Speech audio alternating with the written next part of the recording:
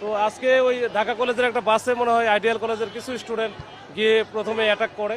এর প্রেক্ষিতে আবার ঢাকা কলেজের বেশ কিছু ছেলেপেলে তখন এই প্রতিশোধ নেওয়ার জন্য বা এটার প্রতিকার চাওয়ার জন্য তারা আবার এই আইডিয়াল কলেজের দিকে আসে। এখানে এসে দুই পক্ষের মধ্যেই ধাওয়া পাল্টা ধাওয়ার মতো হয়।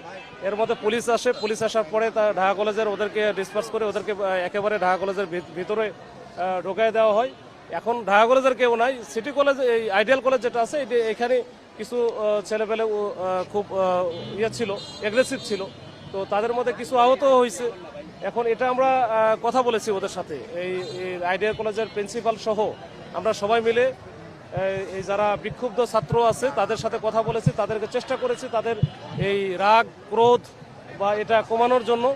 তো ভবিষ্যতে যেন আর এরকম ঘটনা না ঘটে, এটার জন্য আমরা যে ঘটনাটা আজকে ঘটলো, কী কারণে ঘটলো, কেন ঘটলো, কারা প্রথম আক্রমণ করলো, এর মধ্যে বহিরাগত আছে কিনা